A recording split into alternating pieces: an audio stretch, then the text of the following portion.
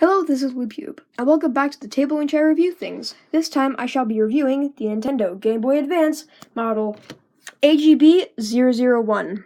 That's what it says in the label on the back. This is basically the model number. This is the one that so many people do not recommend, but this is the one that I recommend because not only is my opinion different, but my opinion, I think, should be noticed. I have a lot of good reasons that this should be recognized more than the model AGS-101, but the main reason is ergonomics. Getting into this right away, the ergonomics on this thing are beautiful. The D-pad fits right into where your finger rests. The start and select button are right on the left side, which is kind of strange for modern controllers, because normally the start and select button are on the right side, but B and A buttons, perfect. All the shoulder buttons are nice and clicky. They sound very mechanical. They're very nice. We have the power slider, volume dial, and a headphone jack, which this thing has such nice sound. Its sound is comparable to the Super Nintendo. This has a wealth of games that are very nice, which was something that, unfortunately, the PS Vita, which was not at the same time, obviously, but unfortunately the PS Vita doesn't have as many games for it, but this one has lots of good, simple games that are fun to play with on the go, which is the main purpose of this thing. This was meant to be a game that you're supposed to bring with you, like in the car for long trips, and you can just, when you get bored, you can just play some Game Boy Advance. Or, this has also some more ambitious games that you can play all the way to your destination, and still have some time to, still have some ways to go.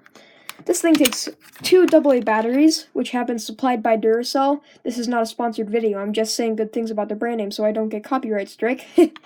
A lot of people complain about systems having batteries, or replaceable batteries.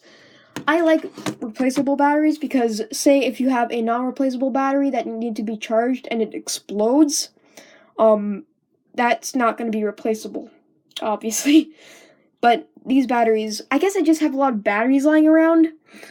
It gives it some kind of heft. I like it quite a lot. In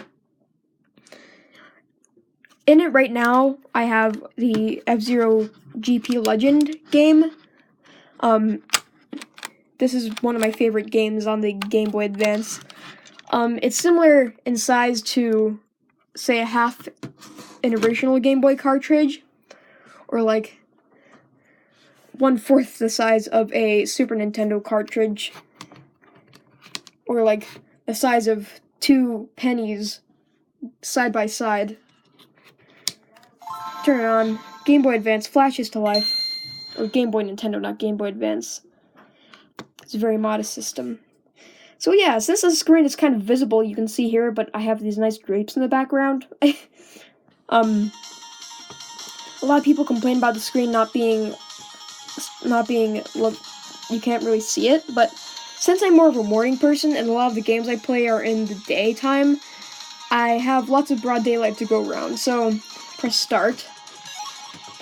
Hold on.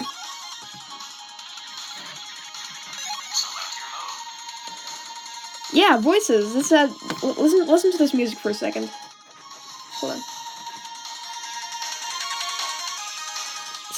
Such nice music. It's such a nice sound chip. I have no bad things to say about the system, really. Except for the screen.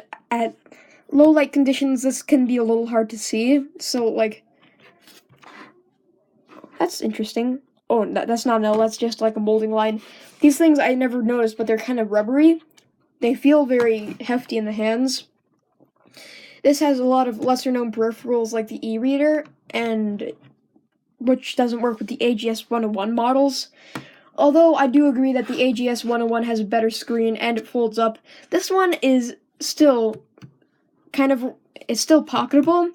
A little reluctant to say that though, but this is really easy to take with you. It's not that hard to hold, just bring it with you wherever you want. This thing, it's built like a tank. I've dropped it a few times by accident from some heights, and it has, like, not a scratch, not a visible scratch. This thing is great. I recommend it to anyone who wants to get into the sort of retro gaming sort of handhelds. A lot of people say that the AGS-101 can play Game Boy and Game Boy Color games as well as Game Boy Advance games. This one can too. I just want to make sure that you also know. Still works great for all those games. I have an AGS-101 model. I just didn't bring it to this review, but I prefer this model just probably because of its ergonomics mostly, and because I have a lot of light sources to go around. You know, a lot of people complain about the screen to the point that they actually rip out this screen and replace it with an AGS-101 screen. But you know what I say? If it ain't broke, don't fix it. This screen not broke. This screen is not broken. Don't fix it. This is great. I mean, you can fix it if you want to, but there's really nothing to be fixed. I mean, if you transplant one, you have all these nasty lines running down the screen and a little bit of ghosting. So this screen, although it might not be as good as the AGS-101, this is perfect for the system. It's not being covered up by your hands. It's not being shadowed by a top screen. It's perfect. So, thanks for watching my review. Please like and comment. Thanks for watching.